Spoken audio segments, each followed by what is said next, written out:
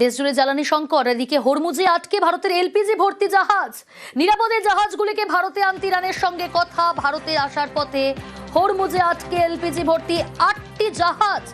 দুই দেশের মধ্যে কথা, কি কথোপকথন জানার চেষ্টা করব। প্রতিনিধি অতনু রয়েছে আমার সঙ্গে। অতনু,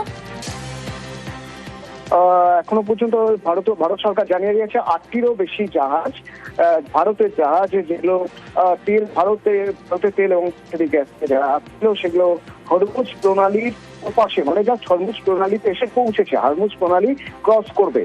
এটা একটা স্ট্যাটাস রিপোর্ট যেটা জানিয়ে দেওয়া হলো দেশের মানুষকে আশ্বস্ত করার জন্য যে খুব দ্রুতই হরমুজ প্রণালী দিয়ে ওই 8টি জাহাজ যদি চলে আসে তাহলে যে টেনশনের জায়গাটা ছিল সেই টেনশনের জায়গাটা কিছুটা হলেও কেটে যাবে। এবং ইরানের বিদেশ মন্ত্রীর সঙ্গে কথা হয়েছে, নিরাপত্তাজনিত কোনো রকম কোনো সমস্যা হবে না জানিয়ে দেওয়া হয়েছে দেশের তরফে। আটকে থাকা যে জাহাজগুলি ফেরানোর পক্ষে আশাবাদী ভারত। আশাবাদী কেন? তার কারণ মনে রাখতে হবে 250 জন ইরানি, মানে ইরান থেকে ইরানের যে নাবিকরা যারা সেলার, যারা এখানে জাহাজ নিয়ে এসেছিলেন হরমুজ ক্রস করে ভারত মহাসাগরে এসেছিলেন, সেরকম 200 জনেরও বেশি ইরানি তারা রয়ে গেছেন ভারতে। ভারত তাদেরকে আশ্রয় দিয়েছে, তাদেরও ফেরানোর প্রক্রিয়া নিয়ে কথা হচ্ছে। এবং যেহেতু এখানেও ইরানিরা রয়ে গেছেন, তাদের ফেরানোর একটা প্রক্রিয়া চলছে, তাই ওই 8টি জাহাজ আসার বিষয়ে কোন রকম কোনো সন্দেহের অবকাশ নেই। আশাবাদী ভারত যে 8টি জাহাজ হরমুজ দিয়ে চলে আসবে। বেশ, সঙ্গে থাকো।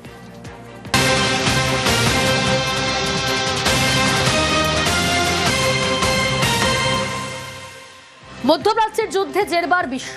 ইরানকে ফের হুঁশিয়ারি ডোনাল্ড ট্রাম্পের। শয়তানের শাসন শেষ করার হুঁশিয়ারি, আবারও হুঁশিয়ারি ডোনাল্ড ট্রাম্পের। অতনু রয়েছে আমার সঙ্গে। অতনু, ফের হুঁশিয়ারি ট্রাম্পের গলায়, কি বার্তা ট্রাম্পের?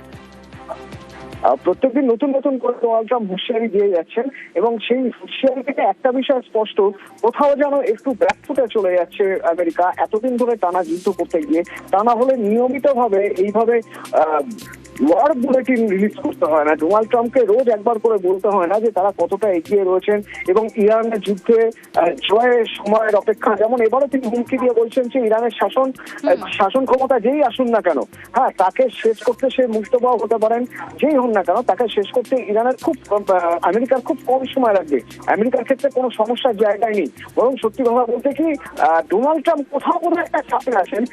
সেই জন্যই তিনি বারবার করে বোঝানোর চেষ্টা করছেন যে তিনি ইরানকে থামিয়ে দিয়েছেন এবং সারা বিশ্বের কাছে একটা বার্তা দেওয়ার চেষ্টা করছেন যে ইরানকে থামাচ্ছে আমেরিকা, আর কয়েকদিনের অপেক্ষা, তারপরে ইরানকে একেবারে ইরানের এই শাসন ব্যবস্থাটাকে শেষ করে দেবে। পাশাপাশি এটাও মনে করিয়ে দেওয়ার চেষ্টা করছেন ডোনাল্ড ট্রাম্প যে সবচেয়ে বেশি তেল উৎপাদন করে আমেরিকা। সুতরাং এই যে বিশ্ববাজারে তেলের দাম বাড়ছে, তাতে আমেরিকার ক্ষতিটা হবেই না, বরং যেহেতু আমেরিকা বেশি পরিমাণে তেল উৎপাদন করে, সবচেয়ে বেশি, এবং সবাইকে সাপ্লাই করে, তাতে বিশ্ববাজারে তেলের দাম বাড়লে আখেরে তাদের লাভই হবে।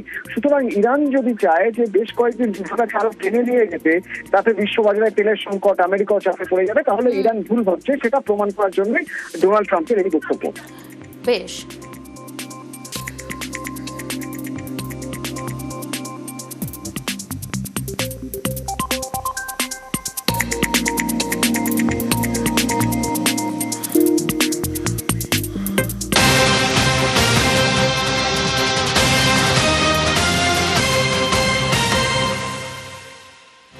আমেরিকাকেও পাল্টা হুঁশিয়ারি ইরানের জ্বালানি পরিকাঠামো বন্দরে হামলা হলে জবাব।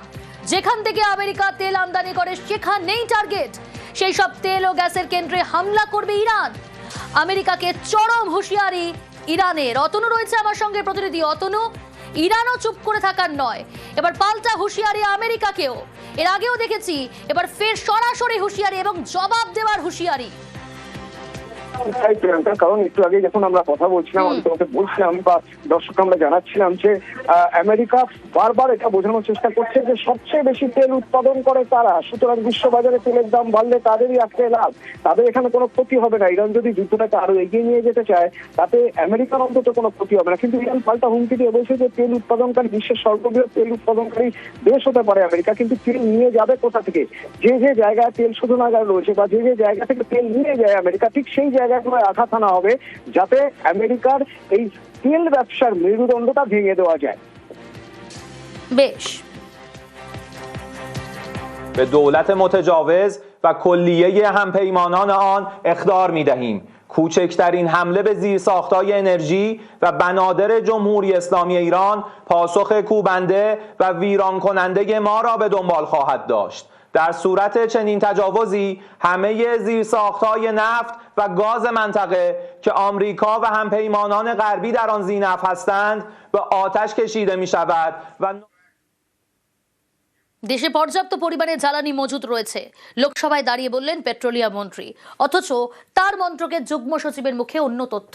সুজাতা শর্মা সাংবাদিক বৈঠক করে বললেন পরিস্থিতি কঠিন, তবে জ্বালানির যোগান যাতে স্বাভাবিক থাকে তার জন্য সব রকমের চেষ্টা করছে কেন্দ্র। The Strait of Hormuz has been effectively closed to commercial shipping. The availability of petrol, diesel, aviation, turbine fuel, kerosene and fuel oil is fully assured. Retail outlets across the country are stocked and supply chains for these products are functioning normally. Large LNG cargoes are arriving on an almost daily basis through alternative supply routes, and India has sufficient gas production and supply arrangements to sustain this position. We import almost 60% of our LPG, and most of it, almost 90%, comes from Strait of Hormuz. So it's a difficult situation, but government is making all efforts to ensure that the supply to the domestic consumers is ensured. পশ্চিম এশিয়ায় যুদ্ধ প্রভাব পড়ছে কয়েক হাজার kilometre দূরে ভারতে। রান্নার গ্যাসের জন্য হাহাকার, লম্বা লাইন, ভিড়ে ভিড়। অনেকে বলছেন গ্যাসের বুকিংই করা যাচ্ছে না, অনেকে আবার বলছেন বুক করতে পেরেছে কিন্তু গ্যাস পাওয়া যাচ্ছে না। এই পরিস্থিতিতে বৃহস্পতিবার লোকসভায় পেট্রোলিয়াম মন্ত্রী হরদীপ সিং পুরী বক্তব্য রাখেন। বোঝানোর চেষ্টা করেন চিন্তার কিছু নেই, ভারতে পর্যাপ্ত পরিমাণে জ্বালানি মজুত রয়েছে।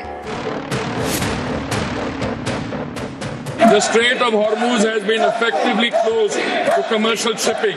The availability of petrol, diesel, aviation, turbine fuel, kerosene and fuel oil is fully assured. Retail outlets across the country are stocked and supply chains for these products are functioning normally. Large LNG cargoes are arriving on an almost daily basis through alternative supply routes, and India has sufficient gas production and supply arrangements to sustain this position. মন্ত্রী বললেন লোকসভায়, তারপর সাংবাদিক বৈঠক করলেন তারই মন্ত্রকের যুগ্ম সচিব। সেখানে অন্য তথ্য। We import almost 60% of our LPG, and most of it, almost 90%, comes from Strait of Hormuz. So it's a difficult situation, but government is making all efforts to ensure that the supply to the domestic consumers is ensured. যুগ্ম সচিবের কথাতেই স্পষ্ট, পরিস্থিতি কঠিন বলেই দেশের মধ্যেই LPG উৎপাদনে জোর দিয়েছে কেন্দ্র। Ministry of Petroleum and Natural Gas directed all the refineries to maximize the production of LPG, and as a result of that, the production has increased. Now it is 28% of our domestic production. অনেকেরই প্রশ্ন, মন্ত্রী বলছেন যথেষ্ট জ্বালানি মজুত রয়েছে, তাহলে শহরে কেন দুটি গ্যাস বুক করার মধ্যে 25 দিনের ফারাক? কেন গ্রামে এই ফারাক আরো 20 দিন বেশি? Large LNG cargoes are arriving on an almost daily basis through alternative supply route. A 25-day minimum booking period has been introduced as a demand management measure in urban areas and 45 days in rural and Durgam Kshetra areas. অনেকের এও প্রশ্ন, পরিস্থিতি স্বাভাবিক হলে জ্বালানি ইস্যুতে কেন 3 সদস্যের মন্ত্রী গোষ্ঠী গড়তে হয়েছে?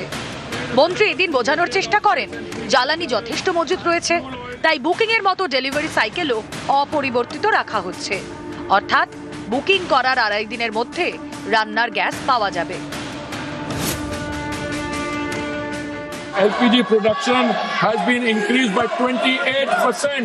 The standard time for booking to delivery for domestic LPG cylinders remains 2.5 days unchanged. মন্ত্রী তো লোকসভায় দাঁড়িয়ে বললেন, কিন্তু বুকিং এর 2.5 দিনে কি সত্যি গ্যাস পাওয়া যাচ্ছে?